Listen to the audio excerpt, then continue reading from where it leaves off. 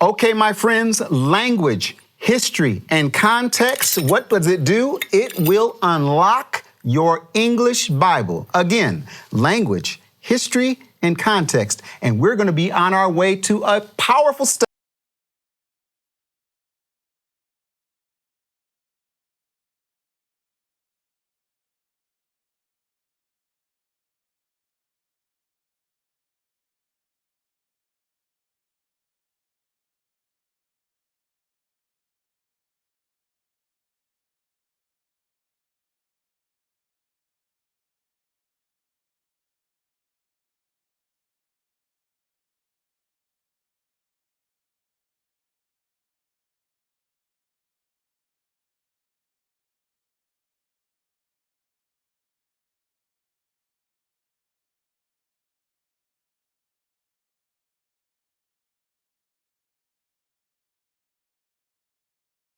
English translation, or two if you have them, and let's get started. Now, I'm here with my Hebrew Bible.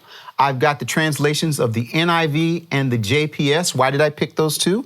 The NIV, basically a Christian translation. The JPS, the Jewish Publication Society, that's a Jewish translation. And between the two, we're able to find some wonderful things. Let's get started right away with Jonah chapter 1, verse 1. Here's what both of these translations say, word for word. The word of the Lord came to Jonah, son of Amittai. We should just be able to say that's it. Let's move on. Except in this Bible study, we love to go a little bit deeper. So as I'm looking at my Hebrew Bible, and I've got my JPS and I've got my NIV, I'm going to look and see what it says. The first word that comes up is the word vayihi. Now, here's what's exciting about this. You don't have to know how to read Hebrew. I'm going to do a transliteration. So I've got the Hebrew, I've got a transliteration, and I've got their translations. And so between the three, we're going to be able to get to the bottom of this situation. So this exact form, vayihi, occurs more than 1,000 times in the Hebrew Bible and is translated up to, drum roll please, 40 different English words, including words like came, become, been, have, come, became, had, happened, just to name a few. Now, what we're going to do is we're going to keep moving on. We want to understand what this word means in Hebrew, but we also want to understand what the English translators are doing. It's often used to start a narrative. So, for example, in Joshua chapter 1, verse 1, it says, after the death of Moses. And that's how the actual section starts, vayihi. The first word is also in the books of Judges, 1st and 2nd Samuel, Ezekiel, Ruth, and I love Esther chapter 1, verse 1. It actually translates this word as it happened. So let's move on. The next word, devar, vayehi devar. Now this is where things get really interesting. There are probably 20 or so different English words that are used for this one Hebrew word. And in fact, in the NIV, they use 20 different English words for this word. In our verse, we're actually going to focus on 3 English words. The words are word, matter, or thing. If I'm looking at my Hebrew Bible and I come across this word, I know there's a variety of options of what I could translate it into, but the 3 that we're going to focus on is word, matter, or thing. Now, when I go to this next word, I have to be honest with you folks, I'm not going to go into great depth about this word. And the reason I'm not going to go into great depth about this word is I've written an entire book on this word, 4 letters, Yud He Vav He. It's the book, His Hallowed Name Revealed Again. All the information, inspiration, and revelation you want to have about it. Plus, I've created an entire what do I call it? Name of God resource guide where there's over 50 presentations from just a number of people on the importance of this name. What we find, however, in these 3 words is something really, really powerful. Vayihi is a verb. Devar is a noun. Yud He Vav He is the word, the personal name of God. What's really, really exciting is the word vayihi and the word, and actually I'm translating this word as Yehovah. The word vayihi and Yehovah come from the same root. So we have sandwiched between this word, matter, or thing, this verb, vayihi, and the meaning of this name, he was, he is, and he shall be. Now, like I said, I could go on and on. We find this 3-word combination 83 times, but only once Can I say that again? But only once does it begin an entire book, which happens to be our book here in Jonah. The next part is the word that we would think, it's just the word Jonah, right? It says, Vayihi Devar Yehovah El, and in Hebrew, it's Yonah. Now, here's where my friend Rabbi Eliezer ben Yehuda, who I talked about in the introduction of our series, told me something really powerful. He says that Hebrew names are like gunpowder that blow up the entire verse. And in this situation, if we slow down and take a closer look, we find that the name Jonah is really, really significant. Let's do this. Let's go a little deeper into language, history, and context on the name Jonah. If I open my Bible to Genesis chapter 8, verse 6, it says this: Then it came about at the end of 40 days, then he, Noah, sent out and what the word is we see in English is the word dove. However, in Hebrew, the word is ha-Yonah. Ha represents the, Yonah represents the word dove. So this is kind of exciting. Noah sent out ha-Yonah, the dove, from him to see if the water was abated from the face of the land. But the ha-Yonah, the dove, found no resting place for the sole of her foot, so she returned to him into the ark, for the water was on the surface of all of the earth. So he waited yet another 7 days, and again he sent out the ha-Yonah, the dove, from the ark. The dove, ha-Yonah, came to him toward evening, and behold, in her beak was a freshly picked olive leaf. So Noah knew that the water was abated from the earth. Folks, I got to tell you something. If we just slow down just a little bit, what could possibly be the connection between this man named Jonah, and if we know anything about the story, who goes out into the water, and this dove, ha-Yonah, who also goes out over the water? And I wonder if we go even further. But I tell you what, let's not go any further right now, because this gets so exciting. When I have language, history, and context, and I'm taking a look at my English translations, and I've got my Hebrew Bible right in front of me, I'm telling you folks, it's like watching HD TV. And that's exactly what we're gonna keep on doing as we continue in this deep dive Bible study with yours truly, Keith Johnson. We have been working behind the scenes for you. You are the reason that we're doing this. What we need you to do is participate with us. You need to like, you need to comment, you need to share. Doing that is going to help us continue this exciting journey into the deep dive Bible study into the book of Jonah. Welcome back, my friends. We were dealing with this name Jonah that we find in Genesis, which also means dove. And if we do a little bit of language, history, and context, we're going to find some really exciting things. Let's look at a little bit of history.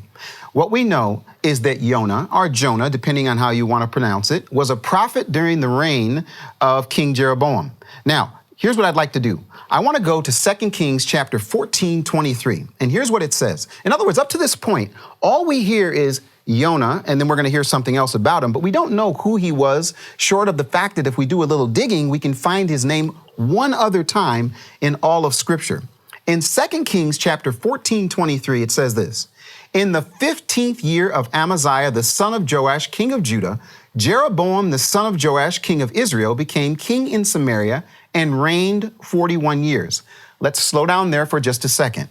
We know that Israel is the northern kingdom and Judah is the southern kingdom. So we're at the place now where there's been a split, and you've got kings in Judah and you've got kings in Samaria. He did evil in the sight of Yud-He-Vav-He, the Lord in English, Yehovah in Hebrew. He did not depart from all the sins of Jeroboam, the son of Nebat, which he made Israel sin. And here is where it gets interesting. He restored the border of Israel from the entrance of Hamath as far as the sea of the Arabah, according to the word of Yud-He-Vav-He, the Lord, the God of Israel. And here's the interesting part. We got to slow down. Which he spoke through his servant Jonah. Jonah, for those that are reading in English, his servant Jonah, the son of Amittai, the prophet who was of Gath-Hepher.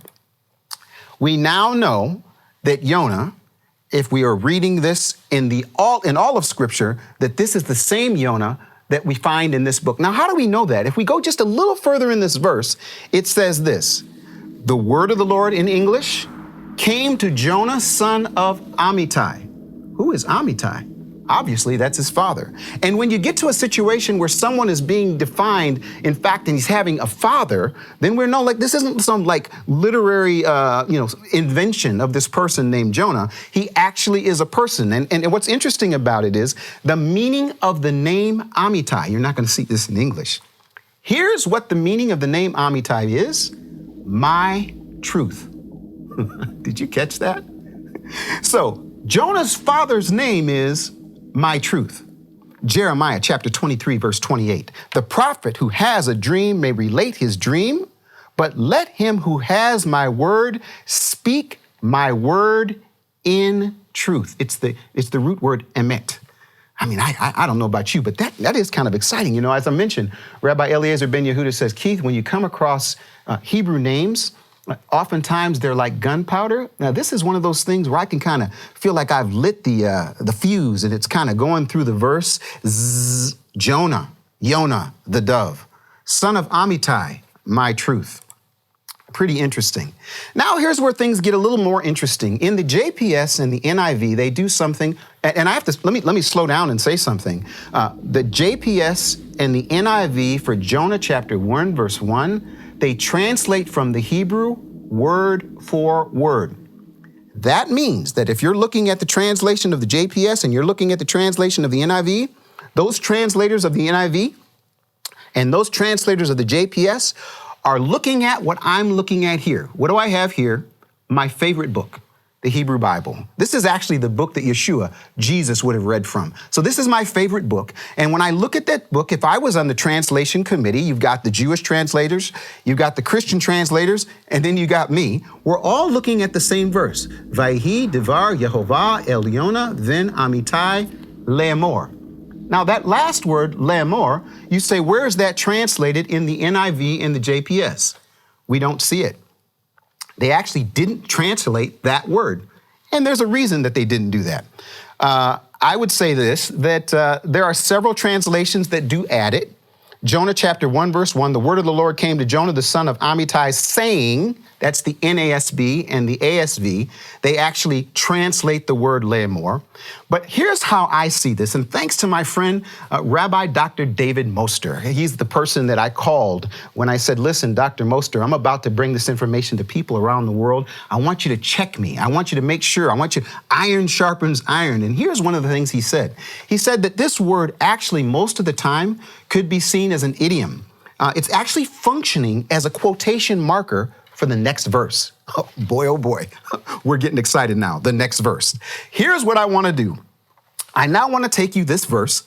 Vayehi devar Yehovah el Yonah ven Amittai le'emor. Now I'm going to give you the section we call Lost in Translation. This is the Keith Johnson version.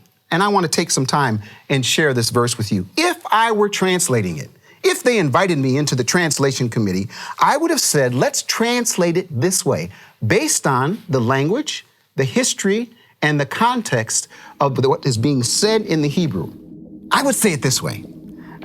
Now it happened that the matter of Yehovah manifested to Jonah, son of Amittai. Quote, we don't know how the matter manifested. Was it a dream? Was it a vision? Was it a visitation? Was it a sign, a wonder, or an audible voice? We don't know why it manifested to Jonah, son of Amittai. We just know that it did. And here is the question. If the word, the matter, or thing that is in the heart of Yehovah manifests to you, are you ready, willing, and able to respond? I love this, you all. I got to tell you, I get so excited to have my Hebrew Bible. I get so excited for the work of our English translators. I love to use them. They give me a chance to find out where the issues are. But when I see where the issues are, that the JPS and the NIV kind of said, the word of the Lord came. No. In Hebrew, that thing happened. And when it happened, it manifested itself. And when it manifested itself to Jonah, son of Amittai. And here comes the quote, but that's in the next verse. And I will wait to see you right after this. Hey folks, I found this when I actually taped the promo for this series. It's a shark tooth. We are taking territory, and we're going to do that with your help. We need you to like. We need you to comment. We need you to share. Embed it on your website if you like. Let's keep sending this message around the world about the deep dive Bible study into the book of Jonah. Welcome back, my friends. I apologize for getting so excited about this. I probably should back up a little bit. My name's Keith Johnson of Biblical Foundations Academy International. Our mission is to inspire people from around the world to build a biblical foundation for their faith. But I have to tell you something. When I decided to do this Bible study, things happened so fast, but I had to make 2 phone calls. The first phone call I made was to Rabbi Eliezer ben Yehuda. Now, Rabbi Eliezer ben Yehuda is the grandson of Eliezer ben Yehuda, the very man that helped to resurrect the Hebrew language in the land of Israel. In other words, they considered it almost, and I say this carefully, almost like it was a dead language. It wasn't being used. It certainly wasn't the language of the land of Israel 150 years ago. It's other than in pockets. And what he did is he decided that he really wanted to see this language to be used. And now if you go to Israel, people from all over the world are speaking this language, one tongue, the Hebrew language. And he was key to that. Well, his grandson is Rabbi Eliezer ben Yehuda. And I called him. I said, hey, Rabbi, I'm about to try something.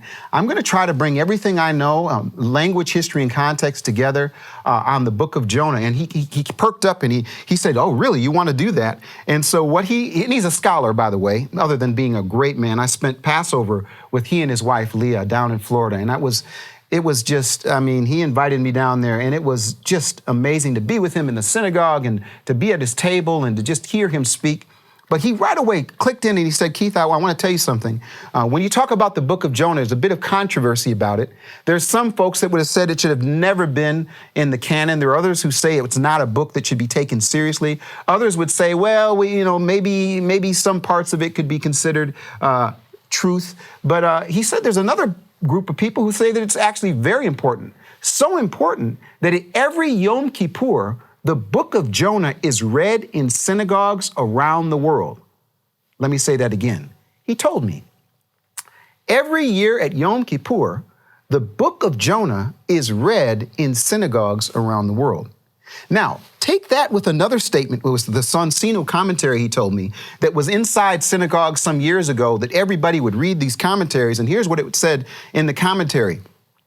The book of Jonah is the most ill-used and least understood of all the books of the Tanakh. He says, however, both personally and professionally, I don't think that any other book in the entire scriptures is any more or any less important than Jonah, except the Torah, he says. He says it's not taken seriously, but it's read, as he mentioned, in every single book. Now, I spent some time with him talking about the book of Jonah. That was my first phone call, and what a good one that was. The second phone call I made was to Rabbi Dr. David Moster. He's got his PhD in biblical studies from Bar-Ilan University in Israel. And I got to tell you, I called him and I said, hey, here's what I'm wanting to do, and here's what we've been doing, and here's what I'm hoping to do. And he jumped up right away, said, Keith, I'll help any way you can. And we did what we call a biblical Hebrew intensive, sharpening reading and grammatical understanding, updating the use of study tools, and expanding my translation skills. Now, I have to tell you all, I am in a long-term battle with popular English translations, and I love to offer the KJV. The Keith Johnson version, when the original Hebrew stands in stark opposition to the English translations. I call this section in our deep dive Bible study, Lost in Translation. I asked Dr. Moster, it's what I said to him. I said, Dr. Moster, I want you to challenge me if I venture too far off into the English translation. Actually, I should say, too far off the English translation farm. And I know some folks are going to say, you're well off the farm. But here's what's great. I actually like the Living Bible. I don't like that the Living Bible takes it goes way far away from the actual original meaning. What I do like about it is the language that they use that makes it applicable to us today. So what I'm doing is I'm doing this. I'm looking at the Hebrew. I'm looking at the translations. I'm even being challenged by a PhD from Bar-Ilan University. Hey, Keith, your translation is spot on in terms of what it means. Again, what was the translation? That this word, this matter, this thing of Yehovah manifested to Jonah, son of Amittai. And here comes the quote. I tell you what, folks, I'm going to do something really radical. And let me just make this announcement right now. I actually spent some time several years ago doing a biblical Hebrew audio course. And here's what I'm doing for the first 7 verses of Jonah. I'm making the entire course free. Did you hear that? Say free.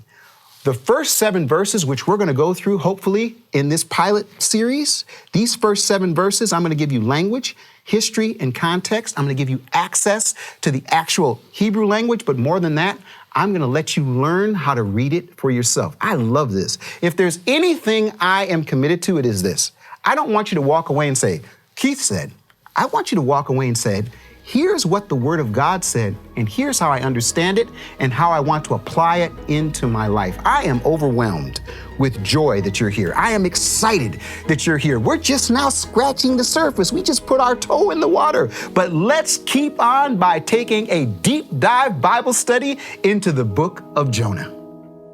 Visit bfainternational.com today and join our online academy for free.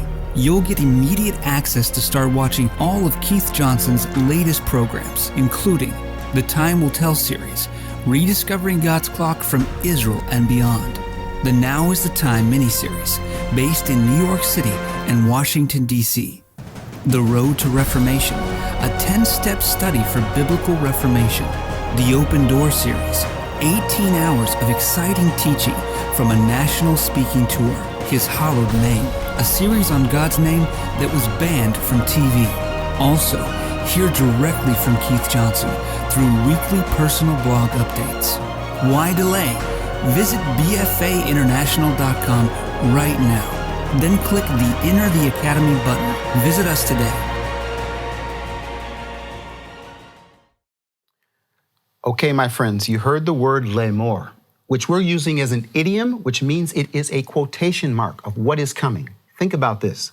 This quotation mark is going to be a quotation mark that's going to let us know that the next word we hear in the book of Jonah comes from the Almighty, the creator of the universe, the one that, according to the oldest, most complete Hebrew manuscripts, his name is Yehovah, and he's about to speak. And I think this is exciting. But let's slow down just a little bit. I want to make sure that you all understand what I said in the previous section. I'm actually making available right now for you to learn biblical Hebrew. Don't get overwhelmed. I don't think I told you this. In the first 7 verses in the book of Jonah, every consonant that exists in the Hebrew language is in those first 7 verses. Every vowel that exists in the Hebrew language is in those first 7 verses. Now, there's one vowel that is spoken the same way, but it looks different. And there are a couple consonants that are in final forms, like at the end of the word, that don't exist in those 7 verses. But here's what's good news. Those 7 verses have the entire biblical Hebrew consonants and vowels just about, and you get to learn them for yourself. Here's what we're going to do. We're going to start this series by dedicating an entire episode to each of the first 7 verses in Jonah. Did you catch it? This is a deep dive Bible study. In other words, every single verse in Jonah chapter 1, verses 1 through 7, we're going to dedicate an entire episode. Now, before we start the next one, go over to bfainternational.com. Sign up as a free. Look at your neighbor, look at your dog, look at your husband, look at your wife, look at your kids and say, did he just say free? Free. The first 7 verses, the first 7 lessons, the first 7 episodes that we're going to do gives you all the access for yourself. And I'm hoping that you're going to take advantage of this so that you can continue with us in this deep dive Bible study into the book of Jonah. Shalom, Torah fans. Give this video a thumbs up and share it with a friend. Tap the subscription button and the bell icon, and I promise to update weekly with in-depth biblical research.